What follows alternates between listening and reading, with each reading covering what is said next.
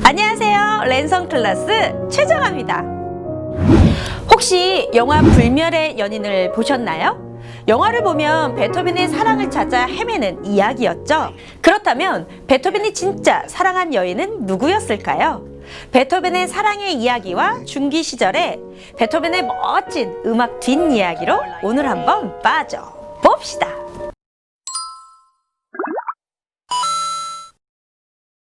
안녕하세요. 랜선 클래식. 오늘은 베토벤의 네 번째 이야기입니다. 베토벤은 평생 독신으로 살았습니다. 그렇다면 정말 베토벤은 독신주의자였던 걸까요? 그건 아닌 것 같아요. 왜냐하면 베토벤은 결혼을 하지 않았지만 결혼을 약속한 적도 있었고 심지어 사생아로 낳은 딸이 있다는 주장도 있었으니까요.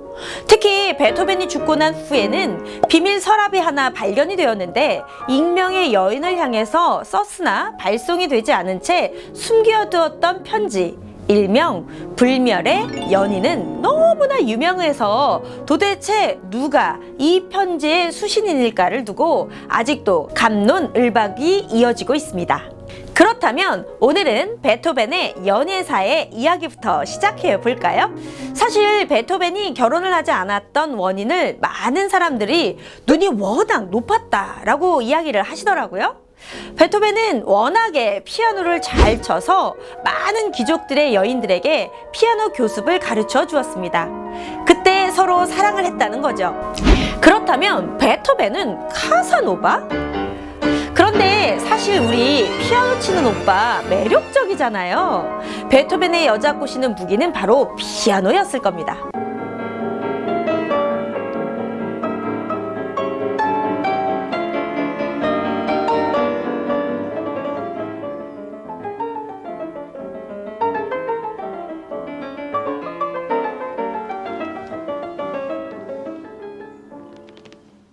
그런데 사실 저는 베토벤이 결혼을 하지 못했던 이유는 따로 있다는 생각이 좀 들더라고요. 이건 바로 베토벤이 어린 시절 영향이 있었던 건 아니었을까요? 어린 시절 베토벤의 어머니는 상당한 우울증을 앓고 있었다고 해요. 뭐 그럴만하지 않았겠어요? 남편이 뭐 허구한 날 폭력을 행사하고 술만 먹고 가정 돌보지 못하니까 얼마나 힘들고 외로웠겠어요. 그러다 보니까 베토벤은 여성을 사랑의 대상이 아니라 오히려 사랑하는 여자에게 모성애를 느끼고 싶었던 건 아니었을까요? 즉, 베토벤은 나를 지켜주고 보호해주는 여성을 찾았을지도 모릅니다. 무슨 근거냐고요? 그건 베토벤의 오페라 피델리오를 보면 알 수 있죠. 피델리오의 내용을 보면요, 남편을 구하기 위해서 남장까지 하고 남편을 구하는 이야기입니다. 바로 용기와 희생정신 그리고 끊임없이 사랑으로 남편을 죽음으로부터 구해내는 아주 헌신적인 여성으로 그려지게 되죠. 그러니까 베토벤 또한 세상에서 누구보다도 강인한 여성으로 자신을 구해줄 그런 여성을 원했던 거예요.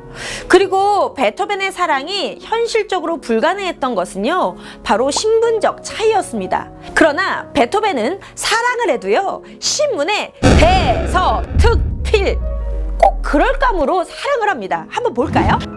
베토벤이 사랑한 대부분의 여인은요, 이미 결혼한 상태였거나 과부였지만 아이들이 많아서 현실적으로 결합하기 어려운 상태였고, 아니면 줄리에타처럼 나이 차이가 너무 컸기 때문에 현실적으로 결혼까지 꼬려나기는 힘든 상황이었던 거죠.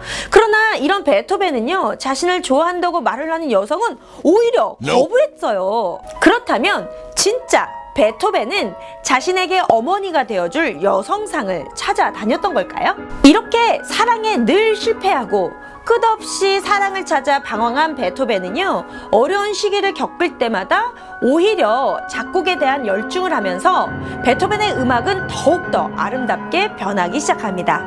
이 중 네 번째 여인에게 바쳤을 것이다 라고 추정이 되는 아주 유명한 곡이 있죠. 이 곡은 바로 대한민국을 클래식에 대중화를 시키면서 부지런한 사람만이 들을 수 있는 곡. 아니, 왜 부지런한 사람만 듣냐고요? 바로 이른 새벽에 울리기 때문이죠. 이게 뭐냐? 바로 청소차입니다. 이 곡은 아주 유명한 베토벤의 엘리제를 위하여입니다. 베토벤의 엘리제를 위하여는 바가텔의 형식을 가지고 있죠. 바가텔의 뜻은요, 끌적이는 쓰레기 같은 곡, 짧은 곡의 형식을 가지고 있는데 베토벤의 바가텔의 형식은 총 26곡을 작곡했습니다. 그런데 절대 사소한 작품이라고 할 수 없겠죠? 베토벤은 대단한 건망증이 있었다고 해요.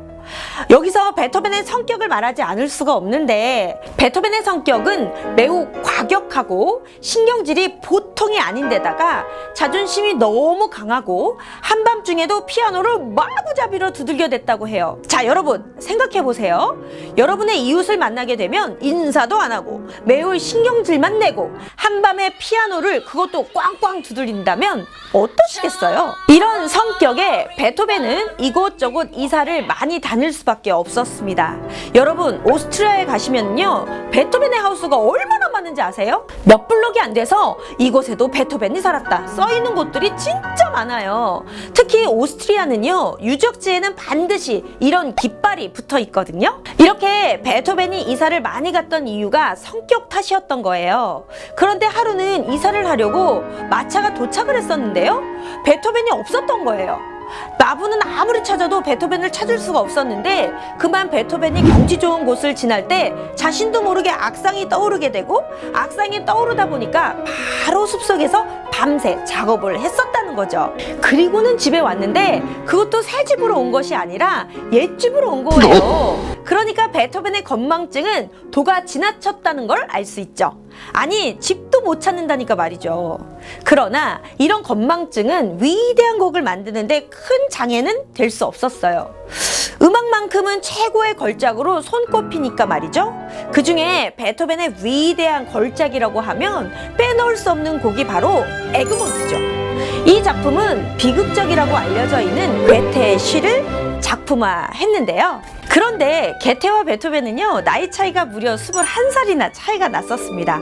어린 베토벤은 늘 괴테를 자신의 친구라고 말을 했다고 하네요. 괴테와 베토벤의 재미있는 일화 하나 말씀드려볼까요? 어느 날 괴테는 베토벤과 공원 산책을 하고 있는데요, 지나가는 사람들이 약속이나 한 듯이 모두 머리를 숙이고 경의를 표현했던 거예요. 그러자 괴테는 모자를 벗고 일일이 사람들에게 답례를 해줬습니다. 그러면서 괴테가 이런 말을 했다고 해요. 아우, 너무 많은 사람들이 인사를 하니까 답례도 힘들구먼 이라고 말이죠. 그러자 베토벤이 이렇게 말을 했습니다. 저 괴테 선생, 내가 이런 말 하기는 참 그렇긴 하지만 저들은 전부 나에게 인사를 하는 거랍니다.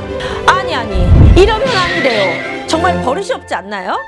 그렇지만 괴테는 베토벤을 너무 존경했었고 예술가로 서로 존경의 예우를 했다고 하네요. 그리고 누구보다 괴테의 작품을 사랑한 베토벤은요, 괴테의 멋진 시를 작품으로 만들어서 세상 밖에 걸작으로 만들어냅니다. 그 작품은 바로 에그몬트죠. 괴테는 이 곡이 만들어지고 매우 흡족해했다고 해요. 베토벤은 소문난 독서 광이었습니다. 문학, 철학, 과학, 역사 등 괴테와 슐러를 매우 좋아했죠. 에그몬트는 16세기 중반 네덜란드의 독립을 위해 싸우다가 비극적 죽음을 맞은 에그몬트 백작의 실화적 이야기를 바탕으로 괴테가 12년간 심혈을 기울여 만든 희곡입니다. 처음에는 자신의 친구였던 작곡가에게 의뢰를 했지만 이 작품을 너무 재미있게 읽었던 베토벤이 직접 괴테의 에그몬트를 만들었죠. 총 곡은 10곡이 수록되어 있습니다. 그중 지금 듣고 계시는 곡이 바로 에그몬트 서곡입니다. 정말 유명하죠? 한번 들어볼까요?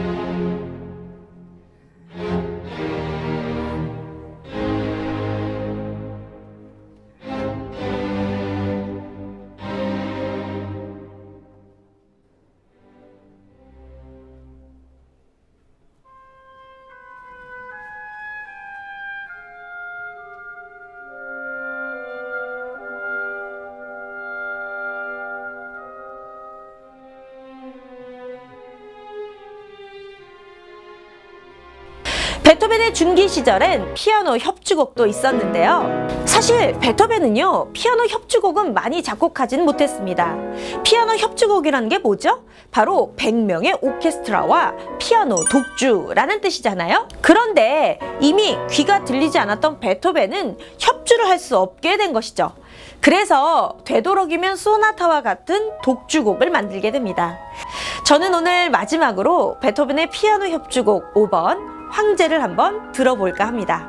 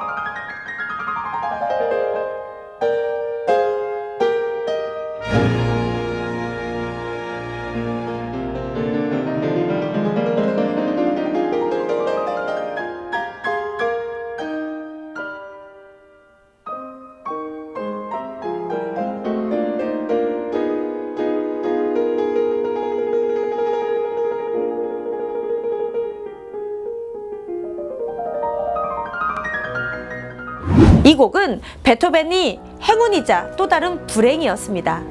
사실 베토벤의 인생이 좀 그래요. 한 가지를 얻으면 꼭 한 가지의 불행이 다가오죠.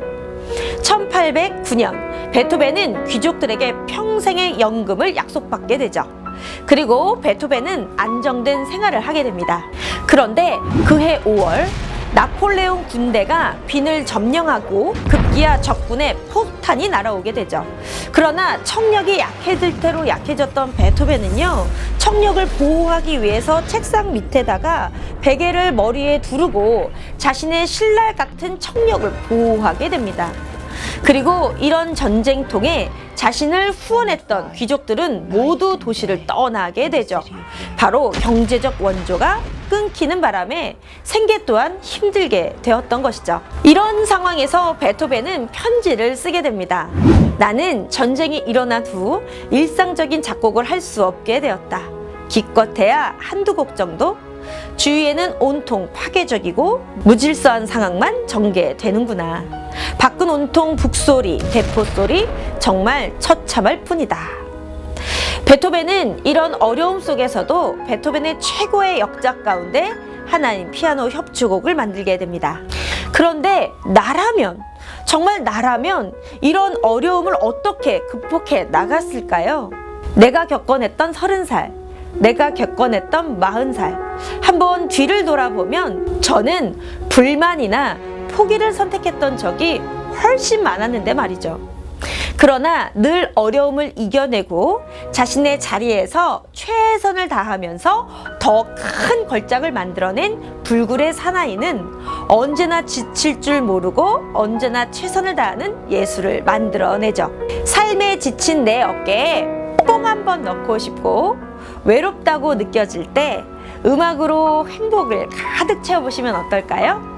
베토벤의 한 곡 한 곡은 바로 여러분들에게는 또 다른 희망으로 다가올 겁니다.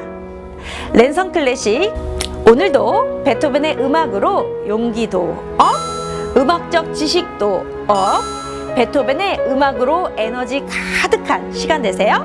랜선 클래스. 용기 있는 자들이여, 좋아요와 구독을 누르라. 그대들은 나의 영웅이 될 것이다. 베토벤 사랑하시죠? 그럼 시청 댓글도 부탁합니다.